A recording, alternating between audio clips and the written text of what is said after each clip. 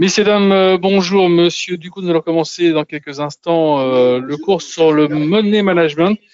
On va d'abord poser la question d'usage. Est-ce que vous m'entendez? Est-ce que vous voyez mon écran? J'espère que normalement, ça devrait être parfait. Vous devez voir normalement l'image. Je vais la faire bouger tout de suite pour voir si tout se passe bien. Patricia, merci de ta rapidité. On va attendre quelques instants, comme d'habitude, que les retardataires puissent se connecter. Je reviens vers vous juste après. Winning, super, merci. Toi aussi, c'était un petit chouïa après, c'était la même rapidité que Patricia. Allez, à tout de suite.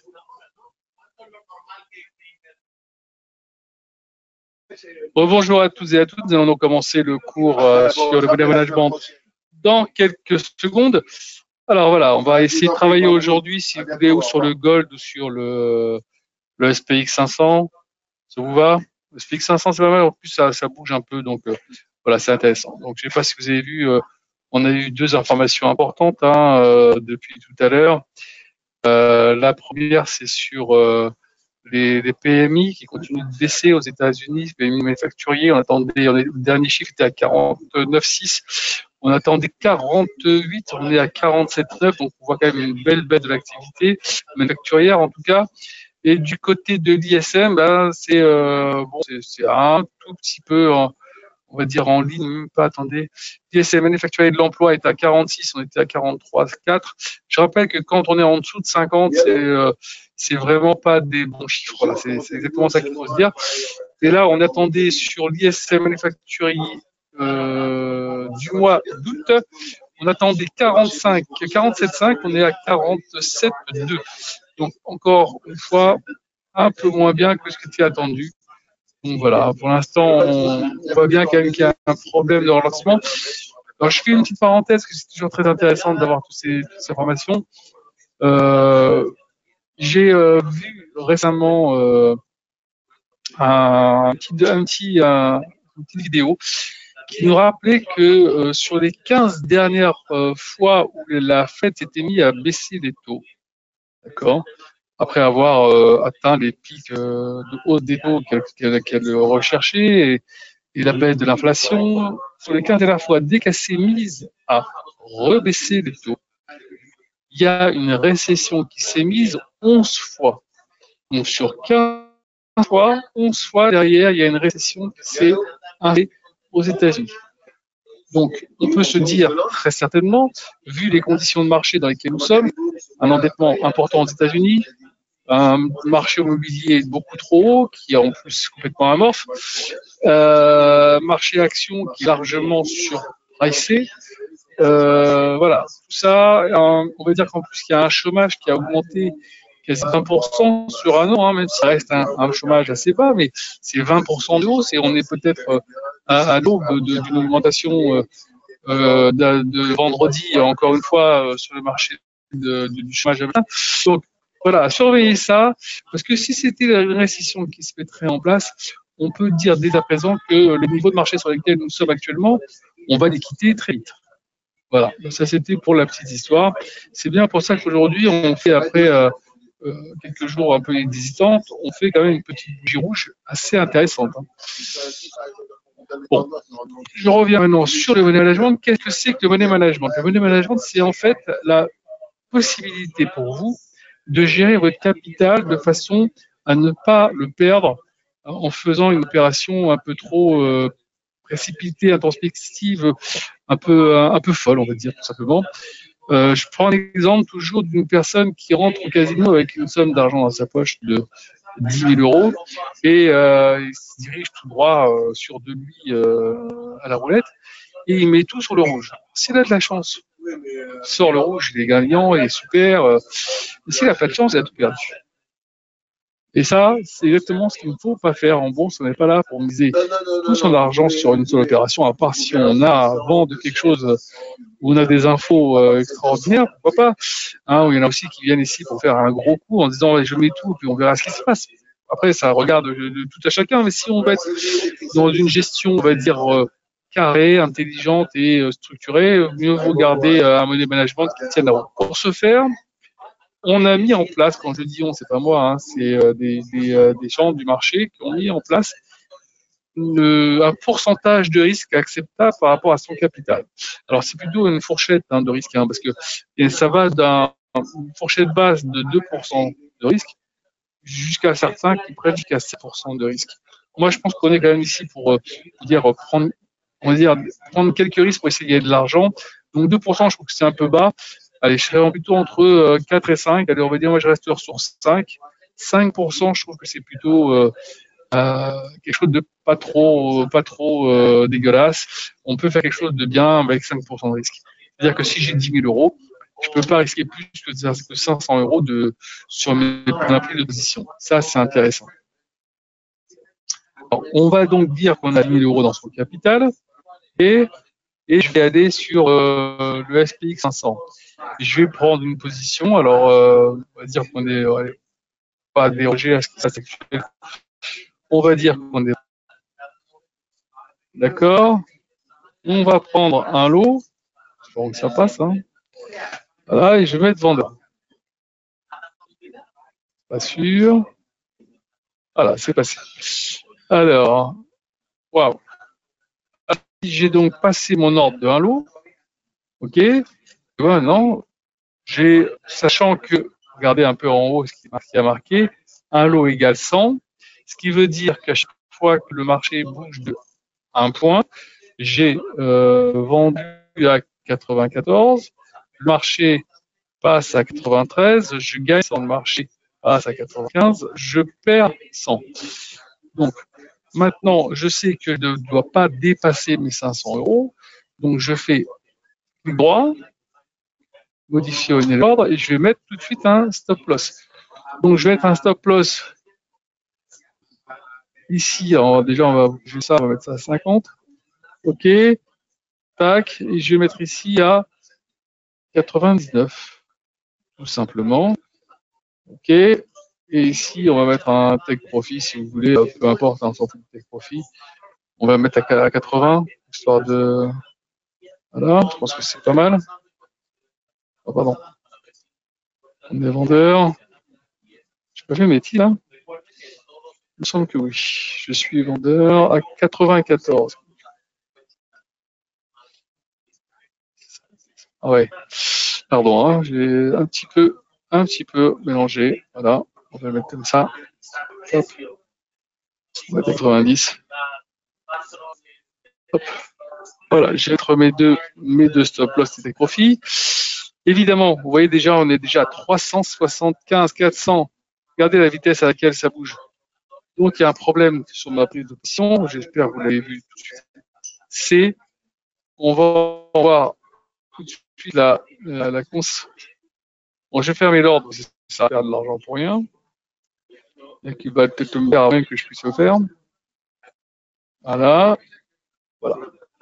Vous avez compris que une prise d'ordre comme celle-ci, c'est n'importe quoi. Pourquoi? Parce que je suis sur un marché, d'abord, ça bouge énormément aujourd'hui. Donc, la première des choses que je dois voir, c'est d'abord mon graphique, de voir tout de suite que là, ici, on a une bougie importante, que la bougie, si on la regarde, elle a fait aujourd'hui au plus haut 5666, 5591. Donc, on est quand même sur un marché qui est très, très, très, très volatile, aujourd'hui en tout cas. D'accord?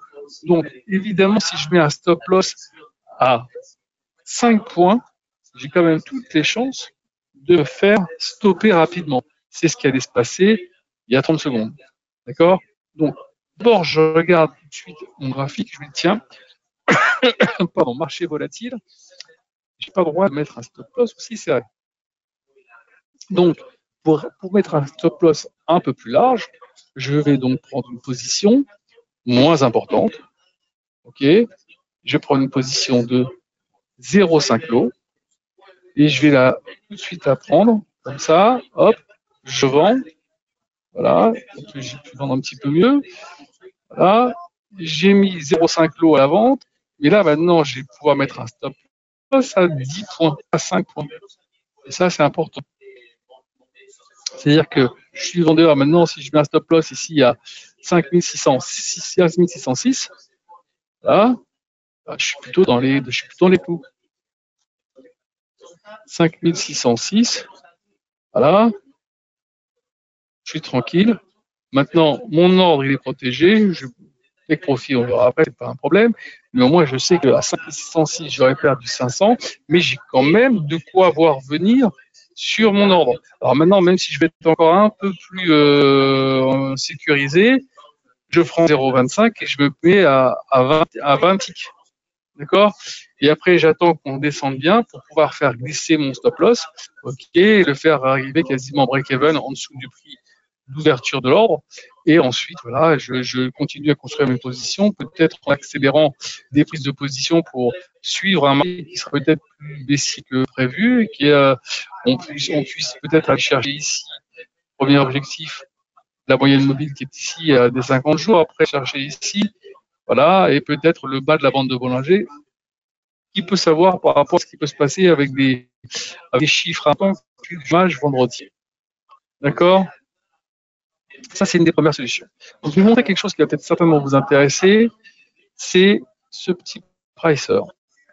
Voilà, petit pricer sur lequel vous allez pouvoir pricer ici. On voit les valeurs du Forex, le SPX 500 ou le CAC, le Gold, le Platine, ici le Dow Jones ou le DAX, le Nasdaq et les actions. Donc nous, on est actuellement sur le SPX 500. On a ici pris une position à 5096, ok, à la vente. On a ici des 0,5, ok, on a mis un stop loss à 5600. C'est bien ce que j'ai fait, pardon, 5606. Regardez ici l'exposition, moins 500, tout de suite vous avez ici votre exposition, moins 500. Donc ça veut dire ici, si je mets maintenant 0,25, voilà, je vais pouvoir mettre ici 5616, tout simplement. Et voilà, 5616. Vous savez tout de suite comment vous pouvez positionner votre stop loss. Maintenant, vous n'avez plus qu'à chercher le nombre de lots que vous voulez faire. Et puis peut-être même en tâtonnant, savoir un peu où vous allez pouvoir positionner votre stop loss. Et ça, c'est important. D'accord? Ça, c'est quelque chose qui va vous sauver dans votre gestion du risque. D'accord? Vous allez pouvoir mettre où il faut votre stop loss et bien le paramétrer. Alors vous voyez, pour l'instant, on voit bien le marché continue d'appuyer. Hein. On est en train de gagner de l'argent, c'est génial, mais on est en train de casser ici la moyenne mobile ici des 20 jours. Ça a l'air plutôt, ils sont pas contents là par rapport à ces derniers chiffres. Ils commencent à avoir quelques doutes sur l'état de santé de l'économie. Donc ici, on voit bien ici le RSI qui plonge. On est passé maintenant, alors qu'on collait encore au signal, on vient de passer, on décroche par rapport au signal sur les matinées, et là, ça commence un petit peu à décrocher sur le stochastique, ça décroise et ça va peut-être plonger. Si c'est ça, ça veut dire que peut-être ici pour aller chercher beaucoup plus bas, peut-être avant les chiffres de vendredi. Évidemment, vous devez toujours avoir un graphique sur lequel vous reposez pour pouvoir essayer d'avoir le maximum d'indications pour pouvoir chercher l'info graphique qui vous dira quels sont les objectifs, quelles sont les possibilités. Quand vous avez défini ça, vous devez regarder évidemment aussi la volatilité du produit, notamment la volatilité du jour sur lequel vous allez travailler. Et si vous voyez que, par exemple, comme maintenant qu'on est en train de gagner de l'argent, vous pouvez déjà prendre une partie du gain si vous avez envie. Hein, là, on est là. Ici, je marque 0,25, voilà. Je fais prix de clôture, j'ai fermé la moitié de mon ordre, j'ai pris une partie du gain. Et maintenant, je peux continuer gentiment à regarder ce qui se passe. Vous voyez? Et ça m'empêchera pas, maintenant j'ai pris une partie du gain, de peut-être de réouvrir 0,25, ok, peut-être un peu plus tard, quand j'aurai mis la possibilité peut-être de fermer cet ordre-là, ou de faire glisser le prix de mon stop loss en dessous de mon prix d'entrée. Là, vous allez être de mieux en mieux sur votre position. Donc, si vous faites tout ça et que vous mettez tout ça, j'ai envie de dire, de façon structurée, normalement, il n'y aura pas de problème. Donc, évidemment, il faut savoir faire un graphique. Si vous ne savez pas le faire, je vous invite quand même à venir sur ce type d'analyse technique qui auront lieu vendredi et jeudi. ok, pour améliorer vos connaissances sur comment construire un graphique sur sur n'importe quel produit, d'accord. Regardez un petit peu aussi sur l'or. On voit bien l'or aussi en ce moment souffre un peu. L'or, si vous n'avez pas compte, gardez un œil dessus, hein. Si vous avez une possibilité, gardez un œil sur l'or parce que là, vous voyez, on est repassé en dessous de 85 aujourd'hui. Si on clôture pas, si on clôture au-dessus de 85, ça veut dire qu'on aura sauvé l'essentiel. Par contre, sinon, on ira chercher les 2450, 460. Ça sera peut-être l'occasion pour vous de pouvoir, allez, reprendre pied et de prendre une position sur ce produit qui, à mon sens, avec les baisses des taux à venir et peut-être une récession qui s'approche, repartira très très vite, beaucoup plus haut. Donc c'est peut-être la dernière fois que vous voyez à ces niveaux-là, que vous verrez à ces niveaux-là. Donc gardez un œil sur ce produit. Évidemment les indices, hein, comme on vient de le voir aujourd'hui sur l'US 500. Si il s'avère que le chômage continue de monter vendredi et que la récession va un petit peu apporter son nez, on peut imaginer aisément que les indices se corrigeraient très vite pendant cette fin d'année et qu'on pourrait revenir, par exemple, sur ces niveaux-là. Vous voyez, à un niveau on a vu au début, hein, d'ailleurs à cause des chiffres du chômage, rappelez-vous. Hein. On pourrait très vite refaire ce chemin inverse, de revenir tutoyer les 5100 ici, peut-être même casser avec la peur d'une action de la rentrée de l'économie américaine en récession. Donc voilà, est-ce que vous avez des questions? Il y a des choses sur lesquelles vous voulez qu'on vienne ou tout a été plutôt bien compris? Vous savez, c'est plus difficile, hein, money management. C'est vraiment. Alors, oui, bien sûr. Bien sûr, je vais refaire tout de suite la prise partielle. Voilà, j'ai un ordre. Je vais fermer cet ordre. Voilà. OK. Voilà, c'est fermé. Je vais ouvrir un lot ici, par exemple. 0,5. Je mets vendeur ici. Voilà. Okay, donc j'ai ouvert un ordre de vente ici de 0,50. Maintenant, moi, j'ai envie de fermer la moitié de mon ordre, même 0,10 hein, si je veux. Hein. J'appuie ici. Au lieu d'appuyer sur prix de clôture directement et fermer tout l'ordre, je vais d'abord dans le volume. Je fais 0,10 par exemple. J'appuie sur prix de clôture et j'ai fermé 0,10. Il me reste 0,40 de mon ordre initial. D'accord? C'est bon, Patricia, pour toi, ça? Ça, c'est très bien, ça, quand on veut essayer de gérer des positions au fur et à mesure et qu'on veut essayer de prendre au fur et à mesure des gains pour en assurer l'essentiel. Ça, c'est pas mal du tout. Hein. Il n'y a pas beaucoup de gens qui connaissent cette astuce. Je sais d'en parler à chaque fois que je fais des cours sur la MetaTrader. Je suis pas certain que beaucoup de gens fassent attention à ça. Écoutez, si tout le monde a bien compris qu'il n'y a pas d'autres questions, je vais vous souhaiter bonne soirée. Je vous attends pour le prochain cours jeudi prochain. À bientôt.